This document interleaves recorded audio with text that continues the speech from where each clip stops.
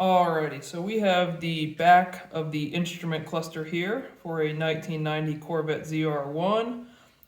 The issue I was having was the tachometer was reading high, so at idle, when it was sitting somewhere between 800 and 1,000 RPM, it was actually showing 3,000 to 3,500 RPM.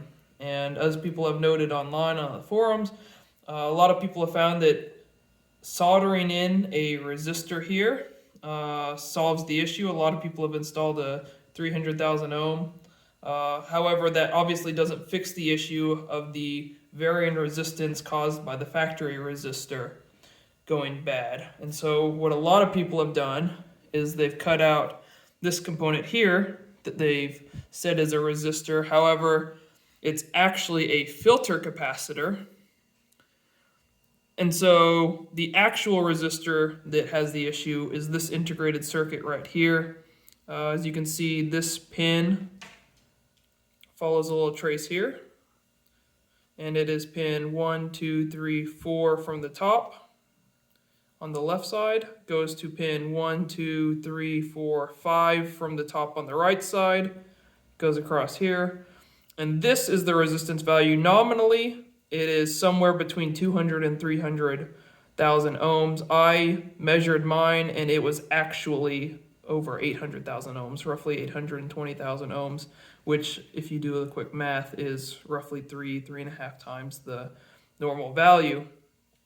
So what I did is to find what value it should actually be, I cut this resistor out altogether by cutting this pin here, the 1, 2, 3, 4th one down on the left side. This resistance then went extremely high across the pins, obviously, but this capacitor is in parallel.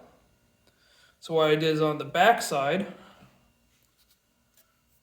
I originally, to troubleshoot this, I hooked up a variable resistor, either a potentiometer or I used a high precision decade box, and changed the value until the tachometer read what it was supposed to. And you can inject upon the tachometer using these pins here. You just provide it some 12 volt power and you insert your square wave. It is a 50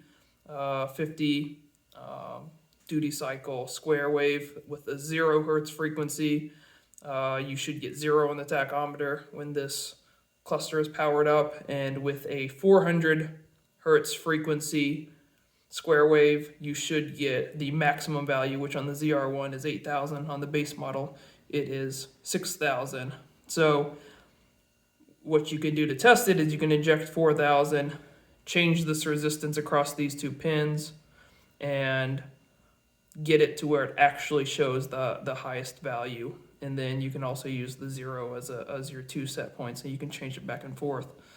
I found that my value should be 277K, and my resistance value here that I installed is 274K ohms. Once I installed it, I checked it by doing the injection test in my other video, and it indeed was very, very accurate. And because we used the metal film resistor, that should remain accurate during the entire lifetime of the vehicle, and this issue should not occur.